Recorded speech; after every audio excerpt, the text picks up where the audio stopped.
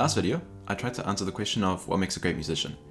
The descriptions that I gave were a little bit abstract, so what I want to do in this video is try to concretize them into actual goals that we can work towards. The reason why goals are important is twofold: for performance and motivation.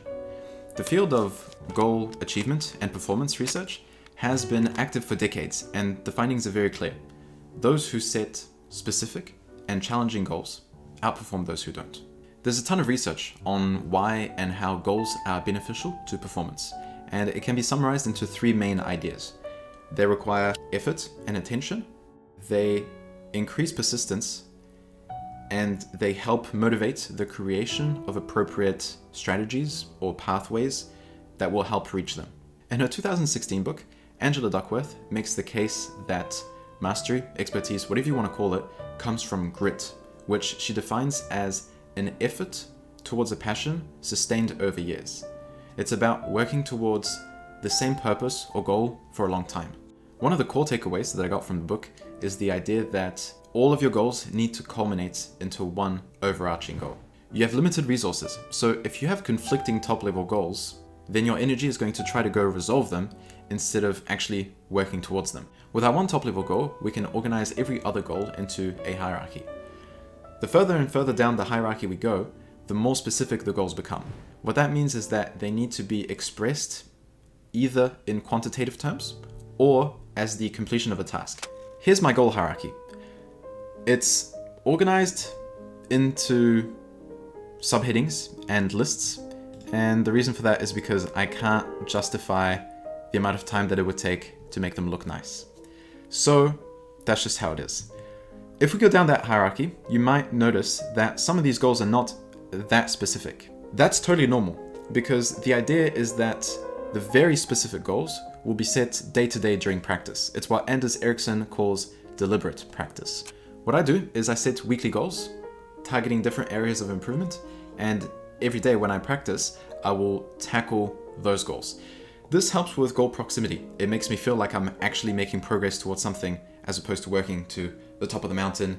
I'm just working sort of one step at a time. And this is what it might look like. So at the top here, I've got the week number, I've got my different aims for the week, and then every day I will refer back to those goals and try to work towards them. So let's dive even deeper. Let's say that I'm working on the phrasing for a particular section. There's a very simple cycle that I can follow to keep my practice deliberate. The first is preview. I want to form a strong mental image of what it is that I'm aiming for. In this case, what does the perfect phrasing sound like? What does it feel like, both emotionally and physically? The next step is to do. I want to focus all of my energy and attention into executing that vision. I don't want to judge or overthink the process, just do. Finally, and this is very important, is review. I want to compare the result to my original vision. How close was it? What was missing? What needs to be improved? How can I get closer the next time around? And then you just repeat that cycle. The way that you know if a goal is challenging enough is that you should be making mistakes about 15% of the time. What that means is that if you're repeating something 10 times, if you make more than 1 to 2 mistakes, then it's probably too difficult. You can slow it down, you can break it up into smaller chunks. If you're trying to focus on phrasing, dynamics, fingering, memory, rhythm, all at the same time, that's probably too many things. So just pick 2 of those and focus on them. This kind of practice is exhausting, but it's the best kind of practice that you'll ever get. Now, sticking to goals is difficult, and it's a slightly different topic, but I wanted to mention it here so that I give you at least somewhat of a complete picture of goal setting and goal achievement. Self-control is an important variable in goal achievement. In fact, it's important everywhere in life. It helps us navigate the eternal battle between our goals, our beliefs, and temptations. Some authors refer to that battle as resistance.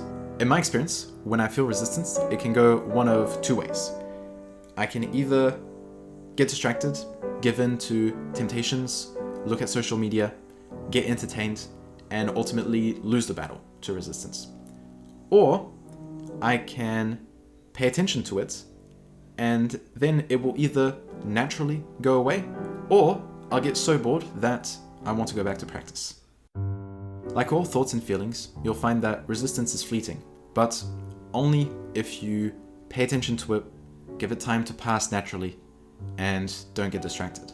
In a 2012 paper, authors Wilhelm Hoffman and Hiroki Kotabe outline a model for self-control that provides us a simple framework through which we can identify problems and devise solutions. All of human behavior is driven by desire. For the most part, that's not a problem because our desires aren't in conflict with our goals. For example, I don't need to convince you to have a sip of water when you're feeling thirsty. Self-control becomes important when there is a conflict between your desires and your goals and beliefs. We can plot the progress from desire to behavior in 6 different stages. Desire, conflict, motivation, which is the intent to resist a desire, volition, which is the capacity to which we're able to resist a desire. These two kind of come into together. Opportunity constraints, which are the external factors that can impede on acting out a desire. For example, you want to snack on a brownie, but you don't have any brownies at home, or you don't even have the ingredients to make brownies. And finally, the 6th step is behavior enactment. For each category, we can develop different preventive strategies that help us navigate the stages of self-control. I've included some ideas on my website. The link for it will be in the description. Music is both science and art. We can focus on metrics and improving performance, but it's important to not forget about spontaneity. Life is about balance. Optimize where possible, but don't completely eliminate the joy and unpredictability of music. If you want to learn more about goals, motivation, or practicing, I've included some further readings in the description. I hope this was helpful, and if you agree with anything in this video, then I urge you to actually put those things into practice. Too often, we watch videos, get inspired, and then don't end up taking action. Write some goals, work on your self-control, and practice hard. I'll see you next time.